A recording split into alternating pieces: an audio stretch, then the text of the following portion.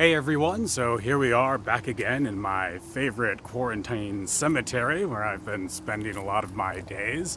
I just wanted to check in after our first week of classes to say, if Plato, who we're going to be reading this week, had seen the reaction that a lot of you had to the Civil War sculpture in Allendale, he'd say, boom, exactly.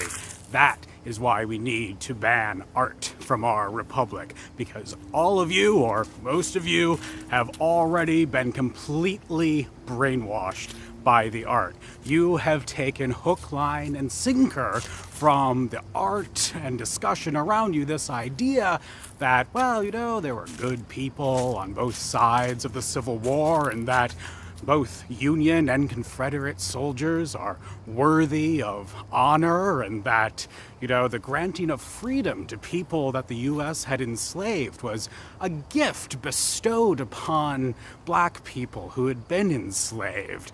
And you might think, yes, those are all ideas that this sculpture expresses somehow, and they're all lies. Lies that you have taken on board because it's so easy the way that this sculpture appeals to you emotionally.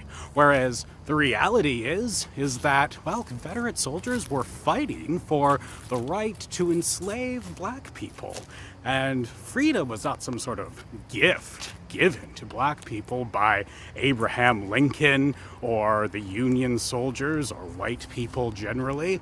One, it's not a gift to be given. Two, it wasn't something that was really given by anyone. Black people who were enslaved in the American Civil War fought themselves for freedom. They led uprisings. They fought for the Union Army. They lobbied on behalf of giving freedom to them as part of the Union cause. Without those efforts, the Civil War may have been won by the North, but not have led to freedom for people who had been enslaved. So what we're going to see is Plato this week saying, look, it's art like this that just promulgates dangerous lies about our history and the nature of reality that we've got to ban from our ideal republic and all other governments.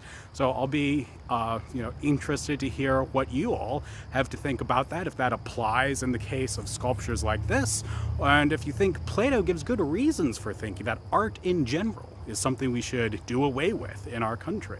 All right, I will talk to you in a bit.